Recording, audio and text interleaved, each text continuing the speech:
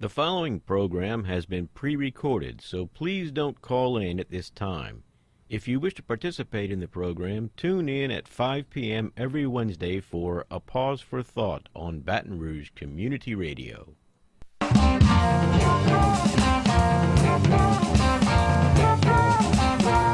Good evening, fellow humans. This is Wayne Parker with A Pause for Thought here on Baton Rouge Community Radio, 96.9 FM here in Baton Rouge. Welcome to the show, everybody. I'd like to remind you all that this is a... Did I just say y'all? This is a live call-in show, 343-9927, 343-9927. Please feel free to call in and share your thoughts, questions, objections, or whatever for the show. And tonight's topic, we're going to talk about net metering in Louisiana and the proposed changes to it that could change it. And with me to expound upon her expertise is Ms. Logan Atkinson Burke, who is the Executive Director of the Alliance for Affordable Energy. Good evening, Logan. Good evening. Thank you so much for having me on. Oh, it's really great because I get to learn new things and we get to share it with listeners, and that's why I'm on here in the first place and doing this show. But okay, first off, let's see. You're the Executive Director. What is Alliance for Affordable Energy? What do you guys do? Sure. The Alliance is a 32-year-old organization. I'm not giving my age. The organization has been around since the mid-'80s. Our purpose is to stand up for residents and small businesses when it comes to energy matters in Louisiana, specifically utility matters. That means we're a consumer advocate and an environmental advocate, both. So it might sound like there could be a conflict there, but we believe that there is no conflict between standing up and saying, I don't want to spend a whole ton of money, and I want to make sure that my livelihood, that my culture is going to stick around here. And so we talk about affordability in terms of health, for the folks, for example, who might live next to a power plant.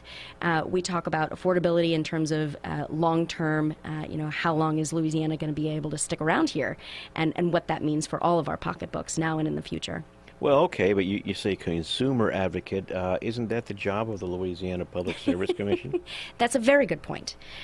What I would argue is that the Louisiana Public Service Commission has a job to balance the interests of the people who pay the bills and the companies who serve the people, right? Right. You don't want to kill the source of your power, right? That's exactly right.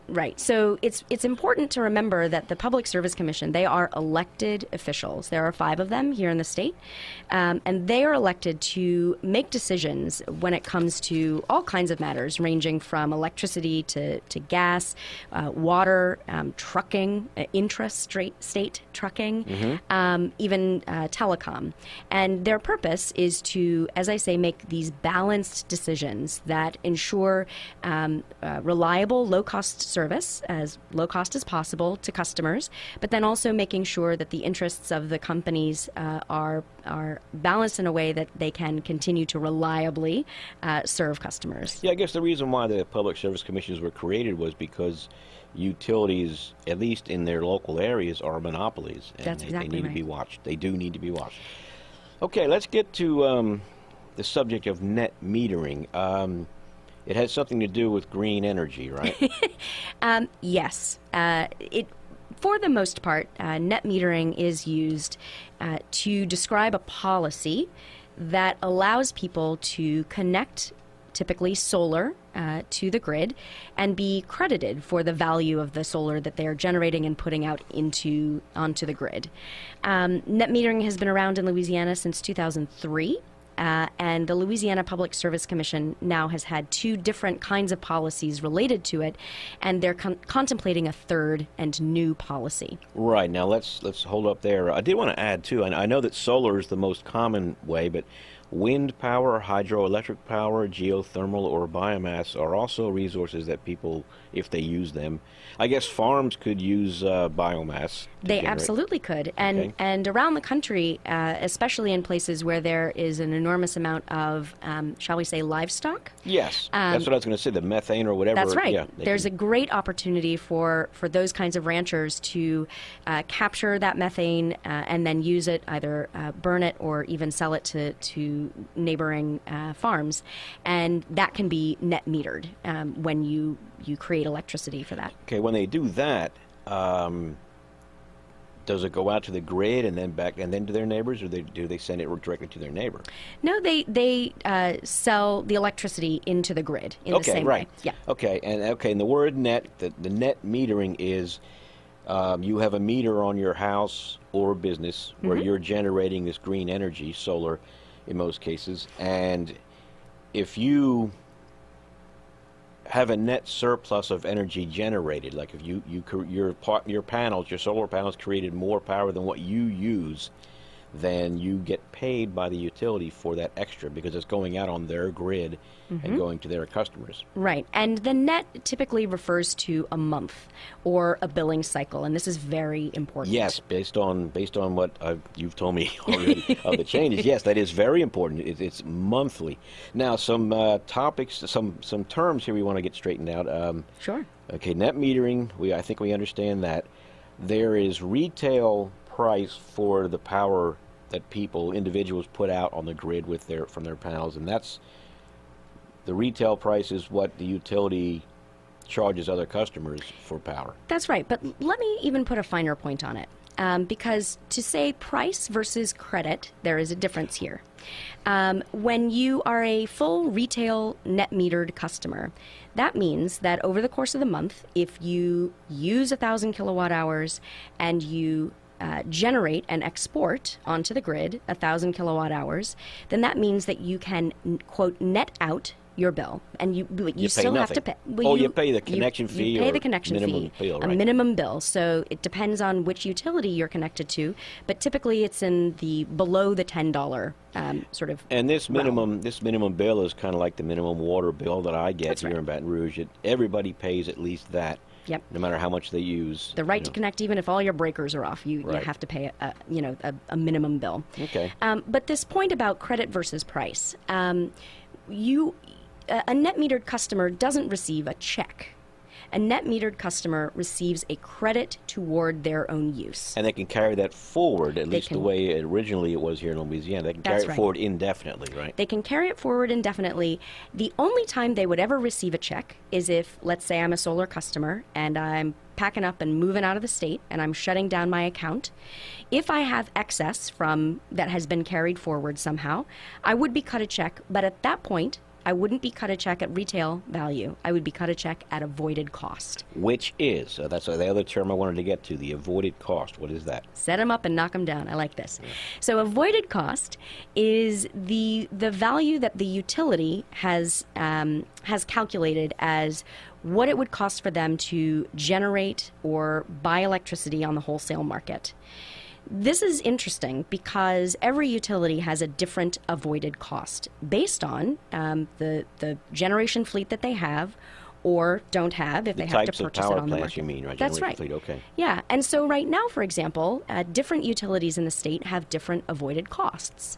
The utility that's in the northernmost part of the state that serves, for example, the Shreveport area is called SWEPCO. And they have the lowest avoided cost in the state, in large part because they have a fair amount of wind.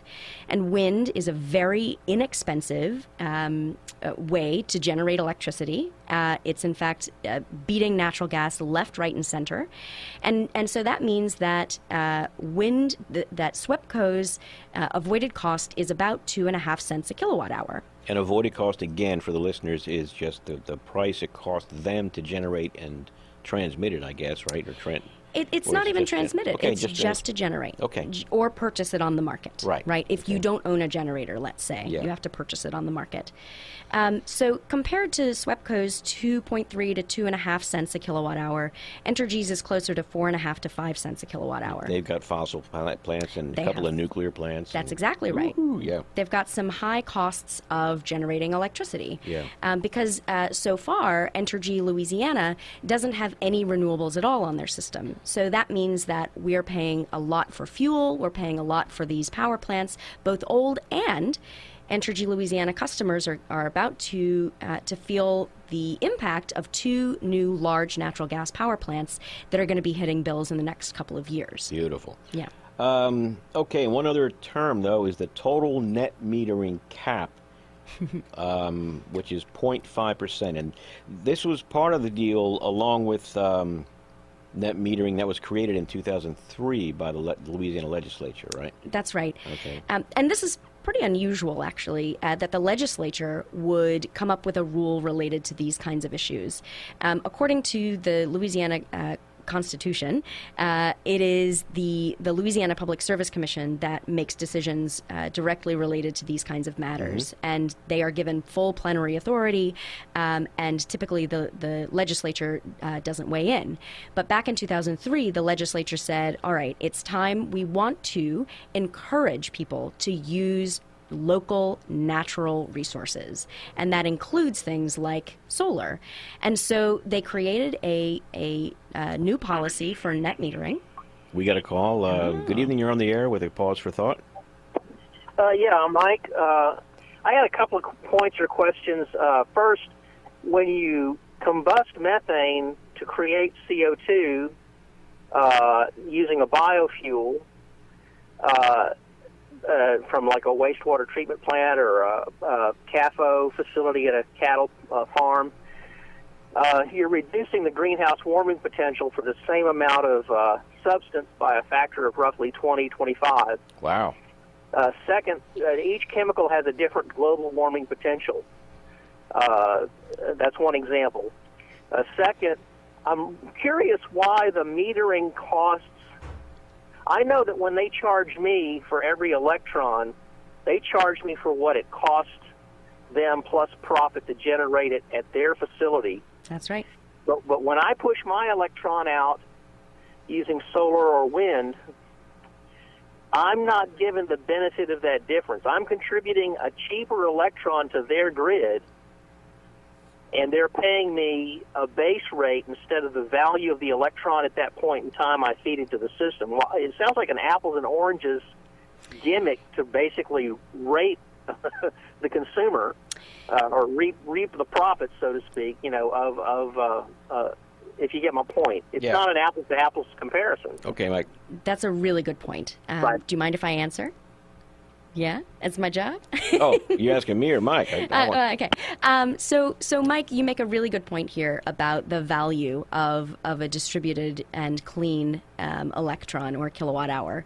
A lot of states have conducted cost-benefit analyses for the value of what that distributed electron or kilowatt hour is, and almost to a state, they have discovered that there is enormous benefit that hadn't been previously considered as a result of that distributed and clean kilowatt hour. Some of those are, for example, reduced line losses. So I was discussing a little bit earlier that, historically, we lose a lot of electrons in transmission and distribution of energy. But if it's being generated at your home, and if you're exporting it to the grid, it's going right next door and in your neighborhood. And so there are all these benefits. And so we have made a recommendation to the Louisiana Public Service Commission that if they're going to make a change to their current policy, that at very least they need to consider all of these benefits that you and I both know are accrued by using clean and distributed generation. Okay, Mike, did that answer your question? Are you still there? Okay, he must have gone. But he made a really important point here about methane. I brought up that there are 2 new large natural gas plants that are being built in Louisiana. And according to Entergy Louisiana's most recent integrated resource plan, that's a 20-year forward-looking plan that they conducted a few years ago. Just a moment. That was my fault, ladies and gentlemen. That's all right. Just shutting the door. So according to their most recent integrated resource plan, Entergy Louisiana expects to build a new natural gas plant either every or every other year for 20 years. And so what that means is and I bring it up to link it back to methane, you're absolutely right. Different kinds of emissions carry different kinds of impacts to the climate. And methane is one of the most impactful chemicals or elements to be releasing that really impacts the climate and has a much more powerful even than carbon. Okay, I want to get back on to net metering, Sure. though. Sorry about that's that. quite all right. You know everything about power, so or at least pollution from power. But anyway, no, Mike was saying how he was compensated for at a lower rate for power he put out. Mm-hmm. But I thought the way it was originally, the credit you got was based on the retail price. That's right. Until the utility has reached its peak capacity, and that's the 0.5% Of, minority aggregated- jurisdictional retail peak load for that utility. Right. Which the utilities here in Louisiana reached in 2005, I think. So 2015, end of 2015. Oh, okay. Yeah. And the fact is, all the utilities were allowed to calculate their own peak load, and the rules didn't describe when that was intended to be. So the reason this matters, peak load is different from month to month. Yeah. Yeah, big time different. In the shoulder months, that's the spring and fall, peak load can be as much as only 2/3 of the summer peak load, right? I mean, summertime, everybody cranks got air everything, conditioning, yep. and everything's running, and we're using a ton of energy. And so the rules didn't specify that the utilities needed to calculate whether they had reached their peak load by annual peak load. And so a lot of utilities said, oh, we reached our November peak load, we reached our April peak load, and therefore we no longer have to accept new retail net metered customers. Or if they do, they only have to pay them the avoided cost. That's exactly right. Right. That's why I say retail net metered customers. Okay, thank you. Yeah.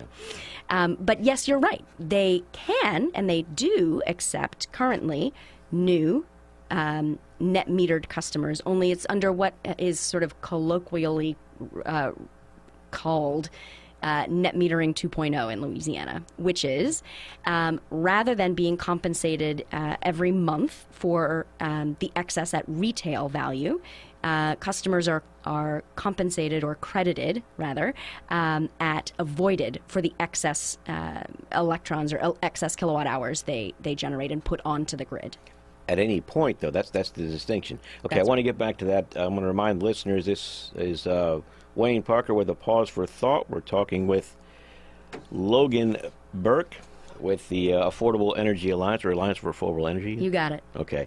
And we're discussing net metering. The number here is 343-9927 if you'd like to call in and ask a question or pose a challenge or whatever, 343-9927. Okay, so now the laws that were created by the legislature in 2003, Yep. okay, they established that anyone who generates their own green energy in excess in 1 month of what they use in that month, they would be compensated at retail or credited at retail rates at the end of the month. So if they made 2 kilowatts over what they used, they would get the price of 2 kilowatts taken off of their bill next month or whatever. You got it. Okay. And anybody that came on after that, or anybody that generates, once the utility got to the maximum peak load, which we've discussed, then they didn't have to pay additional customers retail. They would pay them just the avoided cost when they came online. And this was done every month, and it's also grandfathered. I mean, it's supposed to go on in perpetuity or forever. Yeah. There you go. So, okay, that was in 2003. Then in 2015, you said they changed things? They changed things from the retail to the avoided for new customers. All new customers. All new customers. But if they're already at their peak, as they calculate it, in that 2015. was in 2015. Does that change each year? Or? No. Okay, No. so they're already at their... So all the customers who were retail net metered customers up to 2015, up to the cap, the 0.5 cap, Right. percent cap, which, by the way, lowest in the country,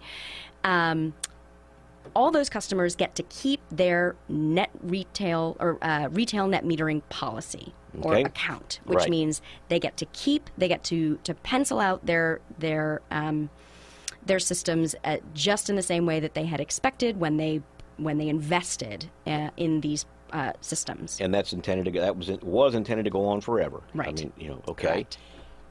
And under that arrangement, anybody that came in after Mm-hmm. the peak was reached in 2015 would only be credited at wholesale rates.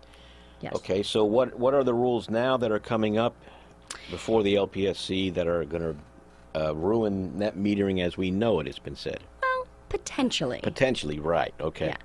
I'm glad you acknowledge its potential. So Right. Okay. Because here's the thing. The decision hasn't been made, and the Louisiana Public Service Commission is looking very closely at how to make sure that a distributed generation and solar policies and generally clean energy policies are fair and not at the bottom of the heap in terms of the rest of the country, right? So they haven't made a decision yet. That's novel for... Never mind. So Okay. where we are right now is the commission's staff and outside consultants released a draft rule or a sort of a recommended rule, and that rule suggested that that, as you described, customers who have had solar, who have been, quote, grandfathered, which is sort of how we describe folks who, are already kind of locked into the system, Right. would lose that status, and their policy or their account would change to this new version in 3 years' time. In 5 years' time. Right, and the new version is they don't get paid or they don't get credited at the retail rate, only Correct. at the avoided cost. Avoided cost. Okay, and it's also not per month, That's right. and that's significant. Yeah.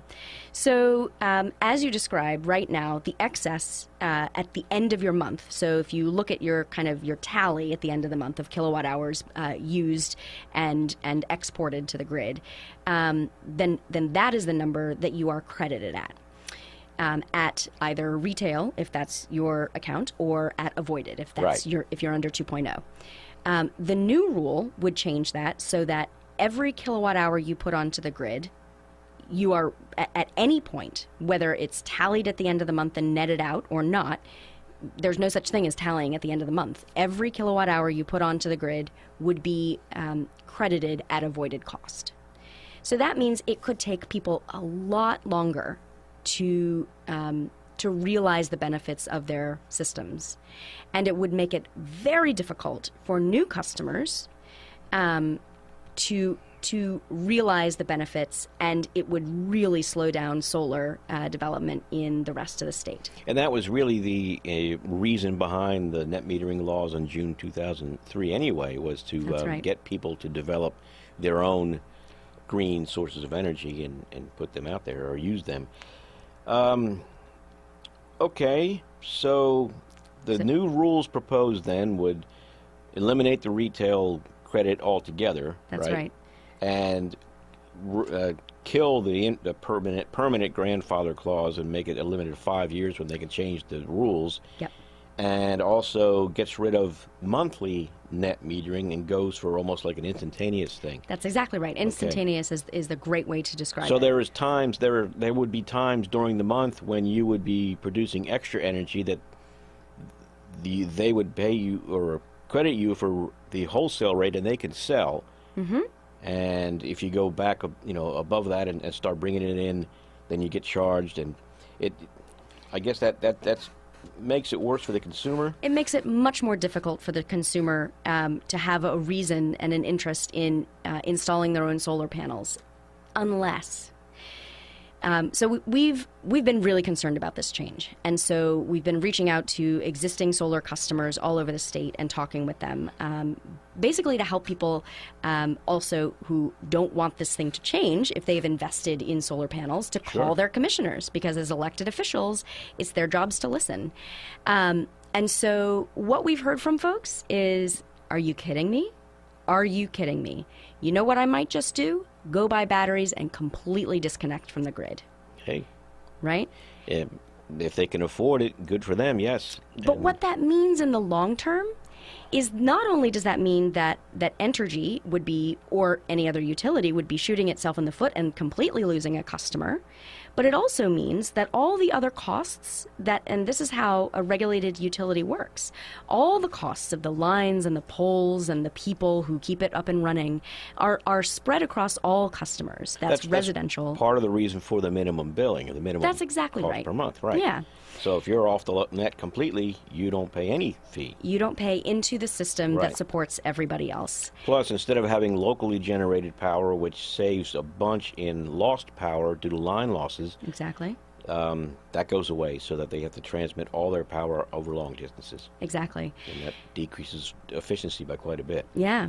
And our concern when it really comes to that, when people start saying, well, I might just, if my solar's not going to pencil out like I expected it to, I'm just going to go to Home Depot because they're now selling batteries like this. I'm going to go to Home Depot and buy myself a Tesla or whatever. What that means is the only people who are really able to do that, who have the kind of resources to do that, are the kinds of people who, these kinds of impacts are a lot easier to absorb. But the people who then be left to carry the load and the weight of the costs of an entire system are the people who least have the resources to do that. But that's the story of humanity, isn't it? I'm not saying that's right. Well, no, but it is the story of humanity. But It's true. Okay, but so why then is the Louisiana Public Service Commission considering these rules changes? So the utilities have fought very, very hard in Louisiana for the right to make a solid profit, as is their business, right? Yeah, but their shareholders demand it, actually. You make a very good point here.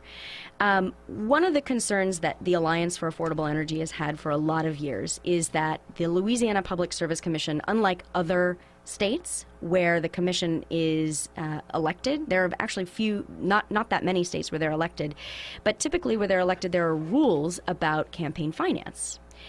And who is allowed to finance their campaigns. So, for example, in Mississippi, if you're running for Public Service Commission, you are not allowed to accept campaign finance from the utilities or major shareholders that you are regulating. Well, no such rule exists in Louisiana, and so this means that our regulators, the majority of their campaign funds come from the utilities they regulate. So, yeah, but people would only elect honest folks that told the truth, right? You got that right. Yeah. Well, Yeah. So that's interesting. Okay. Yeah. So I'm not sitting here saying that it's all corruption and power, but No. I am saying that there is an element here that puts the people who can least afford these kinds of changes, who can least afford to to bear the weight of a profit-centered business, right? Mm-hmm.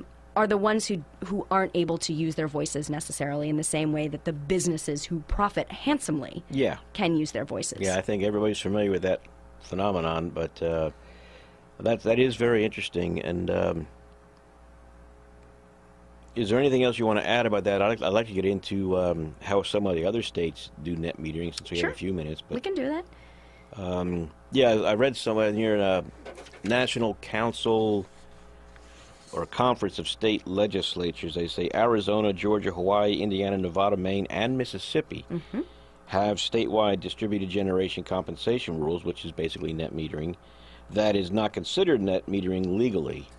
Right. In the legal sense. So how does that work? So the reason they wouldn't be legally considered net metering is that they are also potentially, so they all have very different. There is a wide spectrum of solar and distributed generation policies in the country. But for example, in Mississippi, it might not be called net metering because if you put a kilowatt hour onto the grid, you might get back, it's avoided plus 2 cents or avoided plus 3 cents. And in fact, some customers, if you low-income customers can even get an additional benefit to incentivize and to encourage these clean and cost-effective resources. Right. Sometimes net metering, the name net metering is removed because, as we described, the new rule that would be that has been proposed for the Louisiana Public Service Commission, that would not be called net metering because you're not able to net at the end of the month. Right. You're netting nothing. You are simply being credited for a certain value. Okay, so you've named the people who actually have invested in solar or green energy for their homes to contact the Public Service Commission about this. Would you? Who else? You would also urge the low-income people who might be listening to this show to also do that too, because they're going to. Okay, good. Yeah. And how can people help the Alliance for Affordable Energy? Thank you. Well, there are a couple of things you can do. If you currently care about this solar issue, you can go to don'ttakemysunshine.com and get lots of information, including who your commissioner is and how you can reach them. If you're interested in learning more about the Alliance for Affordable Energy, you can go to all4energy.org. You can get tons of information not only about solar and net metering, but all the other campaigns that we work on to make sure that you have programs available like energy efficiency to reduce your overall costs, like making sure that utilities in Louisiana are bringing on fuel-free resources like wind, and like making sure that residents and small businesses have a voice when it comes to dividing up the pie when rates are set. Right. Okay. Well, Logan Burke, Alliance for Affordable Energy, Executive Director, I thank you for sharing your knowledge with us on net metering and the proposed changes with the LPSC. No problem. I'm so happy to have been here. Okay. Well, thank you very much. And you've been listening to Wayne Parker and Logan Burke here on A Pause for Thought on Baton Rouge Community Radio. We got to go. You have a good night.